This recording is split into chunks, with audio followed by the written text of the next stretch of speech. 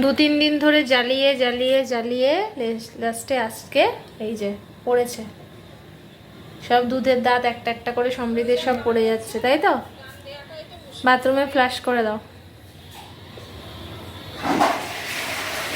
কাল রাত থেকে আমাকে সারাক্ষণ ওই দাঁত হাত দিয়ে দিয়ে ঘোরাচ্ছে, আর ওর মানে অস্বস্তি বোধ হচ্ছে, তারপরে কিছু খেতে চাইছে না, বলছে পেটে দাঁত ঢুকে যাবে। এই ভয় থেকে কাল থেকে চলছে, ঠিক আছে। আর আজকে গিয়ে রাত্রে বললো মোটামুটি ওর দুধের দাঁত পড়তে খুব সমস্যা হচ্ছে না, পরপরই সব দাঁতগুলো পড়ে যাচ্ছে। মানে 1-2 দিন একটু অসুবিধা হচ্ছে, তারপর দাঁতগুলো কিন্তু পটপট করে পড়ে যাচ্ছে। অনেকে যেমন দুধের দাঁত পড়তে চায় না, এরকমও আছে গিয়ে সেই ডাক্তারের কাছে গিয়ে দাঁত তোলাতে হয়, কিন্তু ওর সেটা হচ্ছে না, প্রচুর দাঁত পড়ছে। এর মধ্যে মনে হয় 4-5 মাসের মধ্যে 7-8টা দাঁত পড়ে গেল।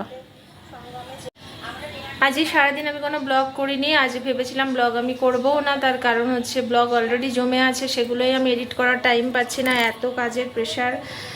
কাজের প্রেশার বলতে সংসারের আছে, ছেলের সামনে এক্সাম আছে, তার মধ্যে MS ইন্টেরিয়ারের চাপ আছে, সব মিলে আমার নাজেহাল অবস্থা।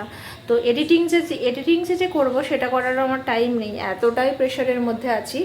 তো তার মধ্যে তো সংসারের সমস্ত কাজ, প্রত্যেকে কখন আসবে কখন যাবে, প্রত্যেকের খাওয়ার ব্যবস্থা করে, ছেলের সব ব্যবস্থা করে আমাকে বিভিন্ন সময় বেরোতে হচ্ছে, তারপরে বিভিন্ন সময় আমাকে বিভিন্ন কাস্টমারের সাথে কথা বলতে হচ্ছে। তো সব কিছু মানে মেনটেন করতে গিয়ে আমার যেটা হচ্ছে ঘুম হচ্ছে না, এডিটিং করতে পারছি না। ডেলি ব্লগের যে একটা এডিটিং করা, সেটা করা হচ্ছে না। কালকে একটা ফ্ল্যাট হ্যান্ডওভার হয়েছে, যেটা আজকে আমি ভেবেছিলাম বের করব, সেটা আমি পারলাম না। এখন দেখি রাত্রে আমি এডিটিংটা সেরে রাখবো, আমি যদি পারি কাল সকালে ওটা বের করে দেব। তো এরকম একটা পুরো চাপের পরিস্থিতির মধ্যে দিয়ে যাচ্ছি। ঘুম পাচ্ছে কিন্তু আমার ঘুমাতে পারছি না, এরকম পরিস্থিতি। তো যাই হোক, আজকে ভেবেছিলাম ব্লগটা শুরু করবোই না, শুধু দাঁতটা পড়ে গেল বলে ভাবলাম তোমাদেরকে একটু শেয়ার করি। দাঁতটা নিয়ে খুবই কষ্ট পাচ্ছিল। কালকে রাত্রে ঘুমানোর আগে আমাকে বলছে ওই দাঁত নাড়াতে থাকো, আমার চোখে ঘুম চলে আসছে, আমি ঘুমাতে পারছি না। আমি ঘুমিয়ে পড়লে বলছে ও মা দাঁতে নাড়িয়ে দাও, দাঁতে নাড়িয়ে দাও, মানে দাঁতের মধ্যে অস্বস্তি হচ্ছে, ওই নাড়ানোতে ওর মানে একটু ভালো লাগছে। সে আমাকে ঘুমাতেই দেয় না, ওর বাবা তো পাশে পড়লো আর শুয়ে পড়লো, এরকম ব্যাপার। আমি আর ঘুমাতে পারছি না, মানে আমার সারাদিন মানে এটাই বোধহয় হয়, মানে মেয়েদের প্রেশারটা কেউ দেখতেই পারে না, যে সারাদিন তাকে একা হাতে সংসার শুরু করে, বাচ্চা থেকে শুরু করে, একটা বিজনেস থেকে শুরু করে এভরিথিং করাটা। তারপরেও সবাই বলে চাকরি করতে গেলেই খুব কষ্ট, কিন্তু বাড়িতে থাকলে কোনো কষ্ট নেই। তো যাই হোক, এরকম একটা প্রেশারের মধ্যে দিয়ে আমি যাচ্ছি। আর ওদিকে মা বাবা বারবার বলছে কবে আসবি কবে আসবি। আমি বললাম এখন আমি যেতেই পারবো না কিছুতে। আমার ছেলের সামনে এক্সাম, 7 তারিখ থেকে হাফ ইয়ারলি পরীক্ষা শুরু হচ্ছে, তারপরে আস্তে আস্তে পুজো ঢুকছে। এতদিন এত বর্ষা ফর্ষা গেল, এবার আমাকে সব ওয়ার্ড্রপ থেকে জিনিসপত্র বার করতে হবে, তার পেপারগুলো চেঞ্জ করতে হবে, শাড়িগুলো একটা করে রোদে দিতে হবে। কাল থেকে ভাদ্র মাস পড়ে যাচ্ছে, আশা করছি এবার আস্তে আস্তে রোদ উঠবে। তো এবার সমস্ত আস্তে আস্তে পুজোর কাজ করতে হবে। তো কিছুটা হাফ অন্তত সেরে রাখবো। আমার ভালো লাগে বেশ মহালয়ার আগেই পুজোর মতো ঘরটা অনেকটা রেডি করে ফেলতে, কারণ মহালয়া থেকে একটা পুজো পুজো ফ্লেভার চলে আসে বাড়িতে। তো তার আগেই একটু একটু করে সমস্ত কাজগুলো সেরে নেব। একা হাতের ব্যাপার, তার মধ্যে অন্যান্য দিকে কাজের প্রেশার আসছে, সব মিলে আমাকে মানে একা হাতেই তো করতে হবে সব কিছু, কারণ এইসব ঘরের কাজ সুমিত বিন্দু মাত্র মানে 0%ও কিচ্ছু পারে না, ঠিক আছে। ফলে আমাকে সব কিছু করতে হবে।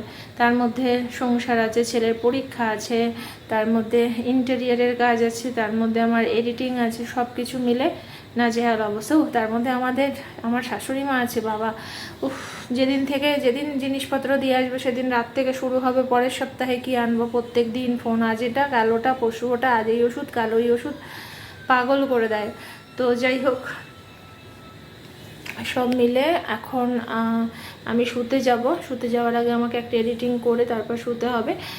তো চলো কালকে সকালে আবার ব্লগটা শুরু করব। আর কালকে তোমরা পাবে, কালকে বলতে আজকে কী বার, আজ হচ্ছে মঙ্গলবার, আজকেই ব্লগটা দেওয়ার উচিত ছিল। আমাদের টাওয়ার 9-এর কাজটা কমপ্লিট হয়ে গেছে, যদিও সেই ভিডিওটাও আমি করতে পারিনি।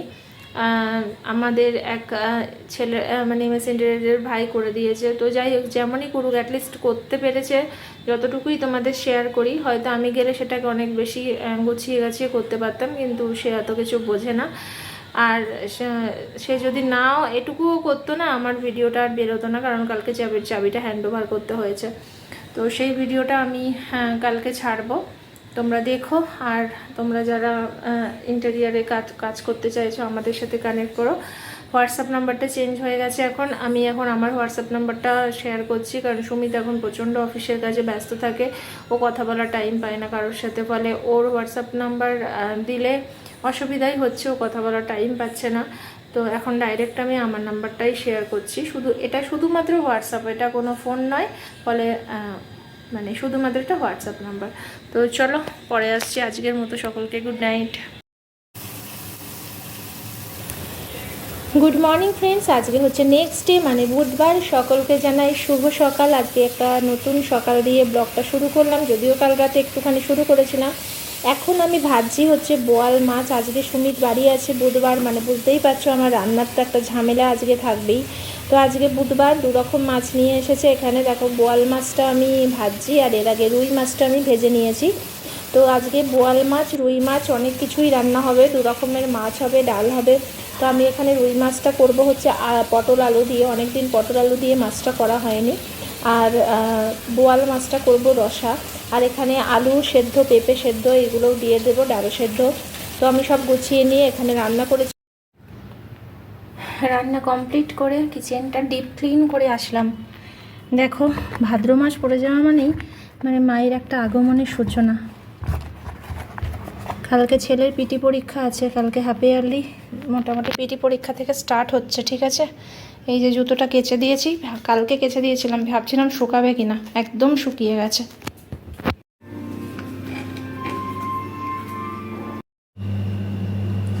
আজকে পুরো কিচেন ক্লিন করে নিয়েছি, একদম ভেতর সামনে বাইরে সব পরিষ্কার হয়ে গেছে। এবার ভাতটা বসিয়ে দেব। আমার যে পুরনো ইন্ডাকশানটা যেটা খারাপ হয়ে গেছিলো, সেটা সুমিতের এক রিলেটিভ আছে মেসোমশাই, তো উনি ঠিক করে দিয়েছেন। কালকে গিয়ে নিয়ে এসেছি। দেখো, তারটা প্রবলেম হচ্ছিল, এখানে একটা তার লাগিয়ে দিয়েছে। ভেতরেও কিছু প্রবলেম হয়েছিল ছোটোখাটো, সেগুলোও ঠিক করে দিয়েছে। ফলে আগে যে ইন্ডাকশানটা ব্যবহার করছিলাম সেটা এখন ভালো করে পেপার দিয়ে মুড়িয়ে তুলে রেখেছি। এটা এখন কিছুদিন ব্যবহার করি। তো যাই হোক, তোমাদের কারোর যদি ইন্ডাকশান বা যে কোনো ইলেকট্রনিক জিনিস সারানোর দরকার হয় আমাকে কমেন্ট করো, আমি নাম্বার দিয়ে দেবো। ঠিক আছে, তো দেখো ইন্ডাকশানটা কত ভালো চলছে, কাল রাত থেকেই আমি ইউজ করছি।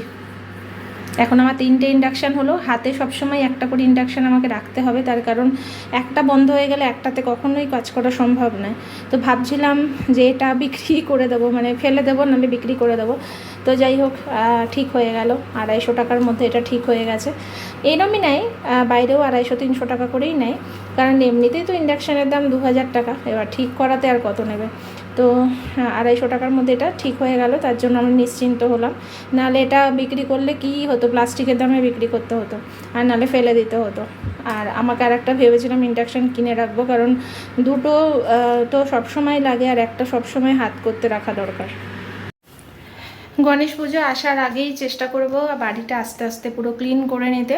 মনটা ভালো লাগে, মানে পুজোর মধ্যে এই ধরনের পরিষ্কার পরিচ্ছন্ন ভালো লাগে না। একদিন যেদিন রান্না থাকবে না, এই ওয়ার্ড্রপের জিনিসগুলো একটু একটু করে বের করব, ক্লিন করব। তো এই ব্যাপারগুলো সব শুরু করতে হবে, কারণ এবার আস্তে আস্তে আশা করছি বৃষ্টির পরিমাণটা এবার কমবে। ভাদ্র মাসে হবে না তা নয়, বৃষ্টি হবে কিন্তু কম। ঠিক আছে, তো কাজগুলো সেরে নিতে হবে আস্তে আস্তে। আজকে হচ্ছে বৃহস্পতিবার সকাল। কালকে সকালে ব্লগ করার পর আর টাইম পাইনি, সারাদিন ব্যস্ত ছিলাম। তো আজকে সকালে আমি স্যান্ডউইচ বানিয়েছি, এখানে আলু স্যান্ডউইচ, আর সুমিত এনেছিল idli. Good morning friends, welcome back to my channel. এখন বাজে সকাল 11:30। সকাল থেকে এত পর্যন্ত একটা ঝড় চলে গেল। তো যাই হোক, বাড়ি থেকে এখন সুমিত বেরিয়ে গেছে, ছেলে স্কুলে চলে গেছে। তার মাঝে বিভিন্ন ফোন আসছে ইন্টেরিয়ারের ব্যাপারে, সেই সবগুলো সামলে সব কিছু মিলিয়ে এখন আমি একটু ফাঁকা হয়েছি। সকালবেলা দেখলে একটা ব্রেকফাস্টের ব্যাপার চললো এতক্ষণ ধরে। তো আজকে আমি আর রান্নার দিকে যাচ্ছি না, তার কারণ হচ্ছে মাছ রান্না করা আছে অলরেডি 2 রকমের। তো শুধু ভাতটা করব লেট করে। সকালবেলাও আজকে ব্রেকফাস্টটাও একটু ভারী হয়ে গেছে, ওই খেলাম, ইডলি খেলাম আর একটুখানি আমি স্যান্ডউইচ খেয়েছি, তো সব মিলে আমার পেটটা একদম ভার হয়ে গেল। ইডলি দেখবে খাওয়ার পরে চালের জিনিস তো একটু জল খাবে আর পেট ফুলবে, জল খাবে আর পেট ফুলবে, একটুখানি খেলেই যেন পেটটা ভরে যায়। তো যাই হোক, খাওয়াটা আমার মনে হচ্ছে সকালবেলা আজকে একটু বেশি ভারী হয়ে গেছে। তার মধ্যে দুধ এনেছে, দুধটা আর কেউই খেলো না, সকালবেলাতে পুরো ফুটিয়ে রেখে দিলাম। তো এখন আমি একটু ফ্রি হয়েছি, ভাবলাম তোমাদের সামনে এসে একটু কথা বলি। তো অনেকে আমাকে জিজ্ঞেস করো যে আমাদের তো প্রয়াগে সঙ্গমে দু জায়গাতেই আমাদের ফ্ল্যাট আছে, তাহলে আমরা কেন প্রয়াগে থাকছি, কেন সঙ্গমে থাকছি না, এটা অনেকের ধারণা। তো আমি হয়তো এই নিয়ে ভিডিওতে সেভাবে কোনোদিনও কিছু বলিনি বা বলেছি কিনা আমার সেটাও মনে নেই। তো যাই হোক, আজকে তোমাদের অনেকের এই কথাটা আমি উত্তরটা আমি এভাবেই দিতে চাই যে দেখো, আগে আমরা অলরেডি 3 বছর আগে আমরা প্রয়াগে শিফট হয়ে গেছি, আর তোমরা জানো একটা ফ্ল্যাটে শিফট হওয়াটা কতটা ঝামেলা। তার আগে এই ব্যাপার আছে কতটা কস্টলি ব্যাপারটা ইন্টেরিয়ারটা করানো। আমার নিজস্ব ইন্টেরিয়ার এখন হতে পারে, তখন কিন্তু ছিল না। তখন আমাদের প্রত্যেকটা জিনিস আমরা কিনে, যারা এখন কাজ করছে তাদেরকে দিয়েই আমরা লেবার কস্টে কাজ করিয়েছিলাম, ফলে এই প্রত্যেকটা জিনিস অর্ডার দেওয়া, আনানো, সব কিছু হেডেকটা আমরা নিয়েছিলাম। সেই ব্যাপারটা করে পুরো ইন্টেরিয়ারটা করার পরে এখন আবার আমি এই ফ্ল্যাটটা ছেড়ে দিয়ে আবার সঙ্গমে শিফট করব, সেটা প্রথমত সম্ভবই নয়, কারণ আমাকে আবারও নতুন করে ওখানে ইন্টেরিয়ার করাতে হবে। দ্বিতীয়ত হচ্ছে এই ফ্ল্যাটের সমস্ত যে এত যে জিনিসপত্র দিয়ে করালাম, সেই জিনিসটা ভাড়ায় দিয়ে দেবো, এটা ভালো লাগছে না। তৃতীয়ত হচ্ছে আমার এখান থেকে গঙ্গা ভিউটা যেটা আমি পরিষ্কার দেখতে পাই, এখানের পজিটিভ হচ্ছে গঙ্গা ভিউ, ওখানের পজিটিভ হচ্ছে বড় বাগান আর পোডিয়াম। আর আমার এখানের পোডিয়ামটা কিছুটা অংশ দেখতে পাই, ধরতে পারো ওই 25% আমি আমার ফ্ল্যাট থেকে দেখতে পাই। আর ওখান থেকে আমি গার্ডেনে দাঁড়ালে হয়তো পুরো পোডিয়াম ভিউটা পাই, এবং অত বড় একটা বাগান আছে। কিন্তু তারপরেও আমি এখান থেকে গঙ্গাটা ভালো পাই, ওখান থেকে কিন্তু বাগানে গেলেই গঙ্গাটা দেখতে পাওয়া যাবে, ঘর থেকে পাওয়া যাবে না। তো এই গঙ্গাটা দেখে দেখে গঙ্গার সাথে মা গঙ্গার সাথে আমার এমন একটা বন্ধুত্ব হয়ে গেছে না, এই গঙ্গা ছেড়ে আমার আর কোথাও ভালো লাগে না। মানে আমার কাছে এই গঙ্গাটা সকালবেলা দেখাটা হচ্ছে মানে একটা ভগবান দর্শনের মতো। সকালবেলা ঘুম থেকে উঠে সূর্য দর্শন আর গঙ্গা দর্শন, এই দুটোকে দেখে আমি প্রতিদিন ভগবানকে একবার করে মানে ধন্যবাদ জানাই, ইউনিভার্সকে একবার করে ধন্যবাদ জানাই যে হয়তো আমার কোনো জীবনের কোনো একটা পুণ্য ছিল যে আমি এরম গঙ্গার পাশে আসতে পেরেছি। ঠিক আছে, তো এই জিনিসটা আমার খুব ভালো লাগে, কারণ ছোটোবেলা থেকেই আমি নিজের মতো থাকি, একটু কম মানুষের সাথে মিশি এবং প্রকৃতিপ্রেমী, প্রকৃতির সাথে আমি মিলেমিশে থাকি, প্রকৃতির সাথে পশু পাখির সাথে মিলেমিশে থাকি, মানুষের থেকে আমি একটু ডিস্টেন্স মেনটেন করেই চলি। হ্যাঁ, তবে কথা বলি না তা নয়, সবার সাথেই কথা হয়, যতক্ষণ না কারোর সাথে মনোমালিন্য না হচ্ছে তার সাথে সবার সাথেই আমি কথা বলি, কিন্তু সবটাই আমার ওপর থাকে, কারোর ভেতরে আমি ডিপলি পৌঁছাই না, না কারোকে আমার জীবনের ডিপলি ব্যাপারে আমি পৌঁছাতে মানে আসতে পছন্দ করি। তো এই একটা ব্যাপার আছে, আমি এখান থেকে সেই প্রকৃতিটাকে মিস করব। ওটা হচ্ছে ম্যানমেড, আর এটা হচ্ছে পিওর প্রকৃতি, এই দুটোর মধ্যে তফাৎ আছে। তো ওখানে গেলে হয়তো আমি সবসময় প্রচুর মানুষজন দেখতে পারতাম, পোডিয়াম দেখতে পারতাম, কিন্তু ওই জিনিসটা যেটা তৈরি হয়েছে পুরো ম্যানমেড, আর এটা হচ্ছে পিওর প্রকৃতি, সেই পিওর প্রকৃতির কাছাকাছি থাকতে আমি পছন্দ করি। আর হচ্ছে যেটা 5th নাম্বার, আমার ছেলের স্কুলটা আমাদের প্রয়াগ থেকে একদম কাছে, প্রয়াগের টাওয়ার 6 দিয়ে বেরোলেই আমার ছেলের স্কুলটা, কিন্তু সঙ্গমে হলে আমাকে মেন রোডটাকে দিয়ে অ্যাক্সেস করতে হবে, তখন আমার একটু সমস্যা হয়ে যাবে। তো এই ব্যাপারটা আছে, এবং স্কুলটাও দূরে হয়ে যাবে। এবার 6th নাম্বার যেটা বলতে চাই সেটা হচ্ছে এখনও আমাদের যেহেতু ভেতর থেকে হাঁটার রাস্তাটা তৈরি হয়নি, ফলে আমাদের এই সাইডের যে টাওয়ার 1 দিয়ে বেরিয়ে, যেটা টাওয়ার 1-এর আমাদের সঙ্গম এবং প্রয়াগের যে মুখোমুখি গেটের মিডিলের যে রাস্তাটা, তো সেই রাস্তাটা এখনও সঠিকভাবে ঠিক হয়নি, যেহেতু ওখানে সন্ধ্যের পর থেকে অ্যালকোবেরি প্রচুর যারা শ্রমিক আছে তারা সন্ধ্যের থেকে ওখানে পুরো লাইন দিয়ে ভিড় করে রাখে। ঠিক আছে, রাস্তাটাও এখনও মানে জানি না এখনও কবে এই রাস্তাটা ঠিক হবে, রাস্তাটা এবড়ো খেবড়ো, কিন্তু আমাদের টাওয়ার 6 থেকে বেরিয়ে যে জগন্নাথ ঘাটের রাস্তাটা সেটা খুব সুন্দর, মার্কেট বসে গেছে প্রচুর ওখানে, এটা আমাকে অ্যাক্সেস করতে আমার ভীষণ সুবিধা হয়। তা বাদেও আমার এখানে তোমার লঞ্চ ঘাটটা, যেটা আমি কোনো কারণে কলকাতায় গেলেও আমার টিটাগড় হয়ে আমি চলে যেতে পারবো, এই একটা ব্যাপার আছে। তো সব মিলে দুটো পজিটিভের মধ্যে থেকেও আমার মনে হয়েছে যে আমার কাছে, স্পেশালি আমার কাছে প্রয়াগে থাকাটা একটু বেশি বেশি সুবিধাজনক, তাই জন্যই আমি প্রয়াগটাকে বেছে নিয়েছি। হ্যাঁ, এবার হয়তো বলতে পারতে যে আমার যদি দুটো ফ্ল্যাটই সেম কন্ডিশনে থাকতো এবং আমি যদি কোনোটাতেই থাকার অভ্যাস না করতাম, তাহলে হয়তো আমি সঙ্গমের ফ্ল্যাটটা নিতাম, কারণ ওই ফ্ল্যাটটা একটা গার্ডেন ফ্ল্যাট, বড় গার্ডেন ফ্ল্যাট। তো সেক্ষেত্রে হয়তো ডিসিশানটা অন্যরকম হতো, কারণ আমি তখন অভ্যস্ত নই। কিন্তু এখন আমি অভ্যস্ত হয়ে গেছি। সকালবেলা উঠে আমার এখন এই গঙ্গা দর্শন না করলে, রাত্রে ঘুমাতে যাওয়ার আগে জানলা খুলে গঙ্গার হাওয়া না খেলে মনটা ভালো লাগে না। মানুষ বলে না, মানুষ অভ্যেসের দাস, তো আমি এই অভ্যেসের দাস হয়ে গেছি এখন। তো এই জিনিসটা আমার এখন এতটাই ভালো লাগে যে কেউ যদি বলে আমাকে যে তুমি এখন বাইরে গিয়ে একটা বাড়ি করবে, আমি বলবো না, আমি এখানে ভালো আছি। কারণ যেটা আমি যেটা ভালোবাসি সেটা আমি পেয়েছি কোথাও না কোথাও, এবং এই জিনিসটার সাথে আমি মিশে থাকতে প্রচণ্ডই ভালোবাসি। তো তার জন্যই আমার এটা ভালো লাগে। তো প্রয়াগ এবং সঙ্গম দুটোই খুবই ভালো।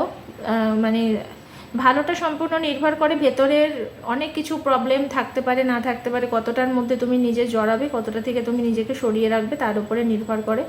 আমি পার্সোনালি আমি কোনো কিছুর সাথে এখানে অ্যাটাচ নয়। আমার একমাত্র ইন্টেরিয়ারের কাজ ছাড়া আমি সব কিছু থেকেই নিজেকে দূরে রাখি, কারণ আমার এত সমস্যা, এত ঝামেলা, এত কিছু এত পছন্দ হয় না। আর যখন কোনো কিছুতে আমি জড়িয়ে যাব না, আমি সেখানে চুপ থাকতে পারবো না। আমি সেখানে যেটা দেখবো সেটা আমি বলে ফেলবো, ফলে শত্রু তৈরি হবে অতিরিক্ত। জীবনে এত শত্রুর এমনিতেই অভাব নেই, মানে প্রয়োজন হলে আমি কারোকে 2-4টে শত্রু দিয়েও দিতে পারি, এতটাই শত্রুর আছে। শত্রুর কোনো অভাব নেই, ফলে নতুন করে শত্রু বাড়ানোর আমার ইচ্ছাও নেই। ফলে আমি সব কিছু থেকে নিজেকে দূরে রেখে নিজের সংসার, নিজের বাচ্চা এবং নিজের একটা জগৎ, ইউটিউব জগৎ বলতে পারো, যার সাথে আমার ইন্টেরিয়ারটা কানেক্টেড, তো এই নিয়েই আমি বর্তমানে আছি। আর সবার সাথে হাই হ্যালো সম্পর্ক আমার আছে। ডিপলি আমি খুব বেশি কারোর সাথে মিশি না, এটা হয়তো সবাই জেনে থাকবে বা দেখে থাকবে। এটাই মনে হয় আমার ভালো। মানুষের সাথে যত বেশি মিশবে, যত তাকে মনের কথা শেয়ার করবে, সেই তোমার শেয়ার করা কথাগুলোই কোনো দিন তোমার জন্য মানে দুর্বলতা হয়ে দাঁড়াবে। তার জন্য মানুষকে কখনো বেশি শেয়ার করা উচিত নয়।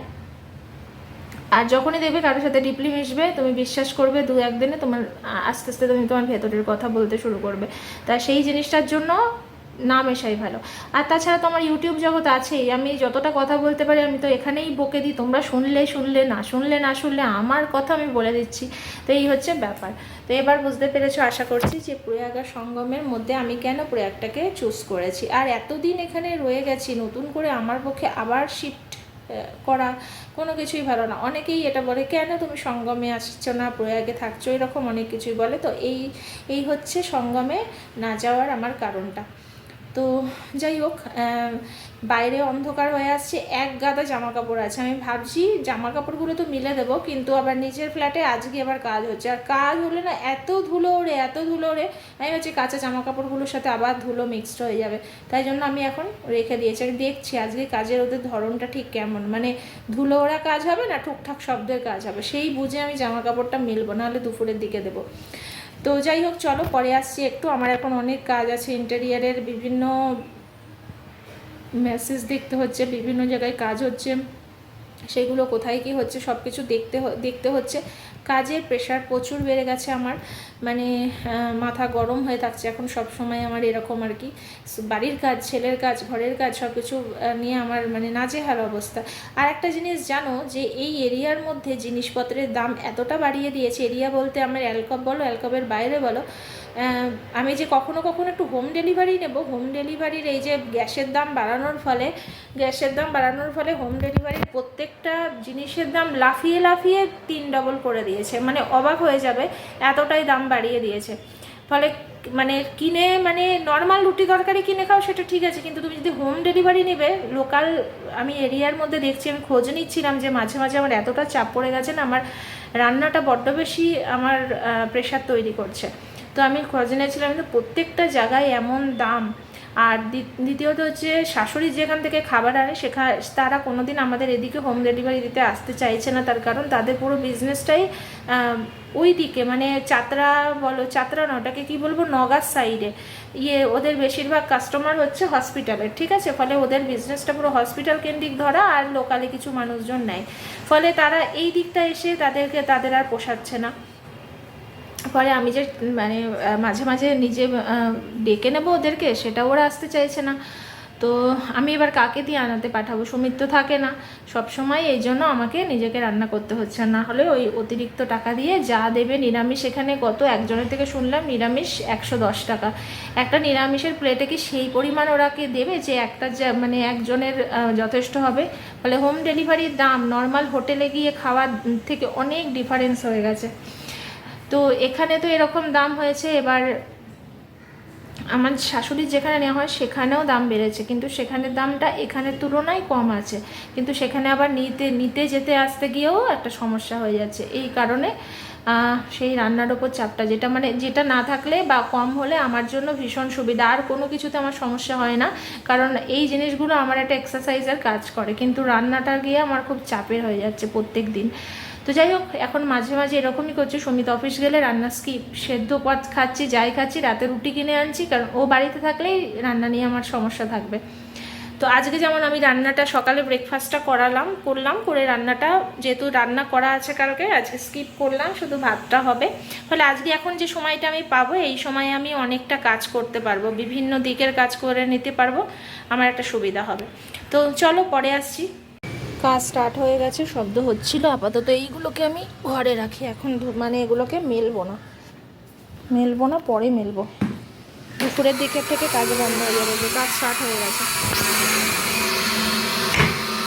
মাঝে মাঝেই ভাবি এই এক্ষুনি শুরু হলো, তারপর 10টা বাজলে কোনোদিন দেখি না শব্দ হচ্ছে না, তার মানে বাঁচা গেল, আজকে শব্দ চলার কোনোদিন 10টা বাজলেই ব্যাস স্টার্ট হয়ে যায়। আর এই বর্ষাতে না জিনিস সহসা শুকাতে চাইছে না, এত দেরি হচ্ছে। এই ধরনের সুমিতের গেঞ্জিগুলো দেখো, মোটামুটি 90% শুকিয়ে গেছে, আর 10% এই জ্বালানায় দিলে শুকিয়ে যাবে।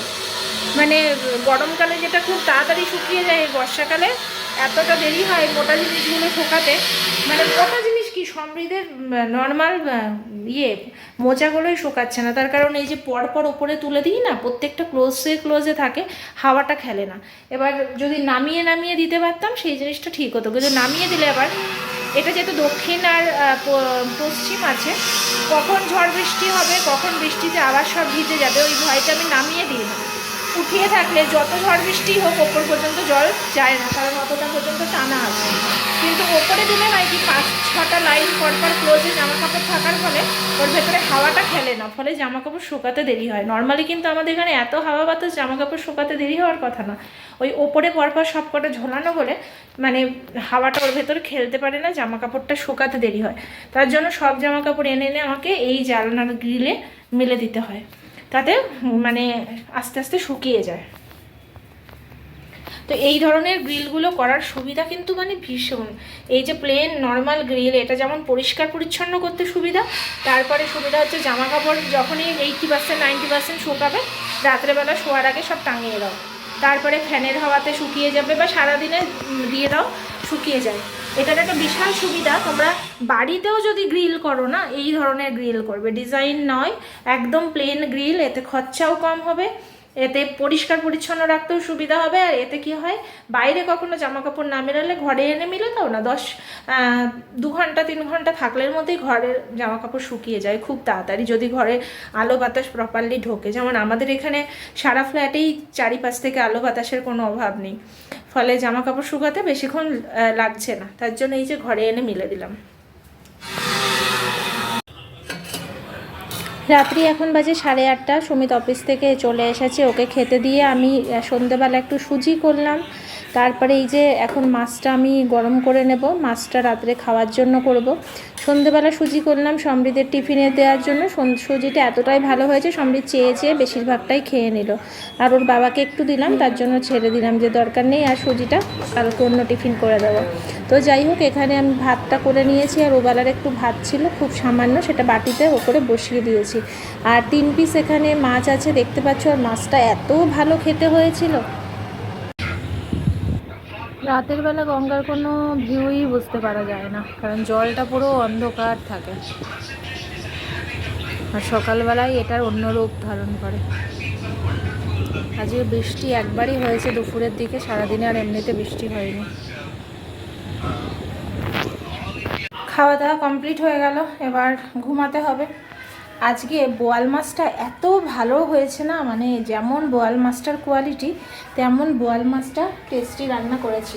নিজে রান্না করেছি বলে বলছি না, এতটাই ভালো হয়েছে। তো যাই হোক, মাঝে মাঝে কিছু কিছু রান্না আমার এতটাই ভালো হয়ে যায় আমি বুঝতে পারি না এটা আমি রান্না করে ফেলেছি, মানে এরকম। সত্যিই ভালো হয়েছিল, সবাই খেয়ে ভীষণ খুশি, আমি নিজেও খুশি। তো যাই হোক, একটা সময় আমার বাপের বাড়িতে মা এখনও বলে, তুই বোয়াল মাছ খাচ্ছিস, ব্রাহ্মণদের বোয়াল মাছ খেতে নেই। আমি কেন, বোয়াল মাছ খেলে কি হয়? এবার বলছে, বলে না রাঘব বোয়াল, যে রাঘব বোয়াল এই কথার জন্য বোয়াল মাছ খাবো না কেন? তো যাই হোক, সেই পুরনো কোনো একটা কাহিনী ছিল, বোয়াল মাছ কার গয়না খেয়ে নিয়েছিল, কোন ব্রাহ্মণের ঘরের বইয়ের না এরকম কি একটা গল্প আছে। তারপর থেকে ব্রাহ্মণরা বোয়াল মাছকে ত্যাগ করেছে। সেই ব্রাহ্মণদের মধ্যে দুটো ভাগ, পশ্চিমে ব্রাহ্মণ, বাঙালি ব্রাহ্মণ। পশ্চিম ব্রাহ্মণরাই ওটা ত্যাগ করেছে, বাঙালি ব্রাহ্মণরা এসব করে না। তো আমি তো বিয়ের আগে পশ্চিমে ছিলাম, বিয়ের পর বাঙালি হয়েছি, কিন্তু এখানে আসার পর আমি সব রকমই মাছ, যেটা আগে খেতাম না এখন খাওয়ার চেষ্টা করি, যদি আমার ভালো লাগে। তো এখন আমার মোটামুটি মাছ খেতে আর অসুবিধা হয় না। মাঝে যখন মানে বাইরে থেকে এসেছিলাম ভীষণ অসুবিধা হতো, বা ওখান থেকে বিয়ে করে যখন এখানে আসি সব মাছ আমি খেতে পারতাম না, আমার অসুবিধা হতো। কিন্তু এখন আমার মাছের প্রতি একটা ইন্টারেস্ট গ্রো করেছে আবারও, এবং নিজে রান্না করলে বেশ একটু পেঁয়াজ রসুন দিয়ে স্পাইসি করে রান্না করি। স্পাইসি বলতে এমন নয় যে খুব স্পাইসি, তবে বেশ ভালো লাগে খেতে। তো যাই হোক, চলো শুয়ে পড়ি, কালকে আবার আর একটা নতুন ব্লগ নিয়ে আসবো। কালকে অনেক কাজ আছে, কালকেরটা কালকেই শেয়ার করব। আজকের মতো সকলকে টাটা, গুড নাইট, সকলে ভালো থেকো।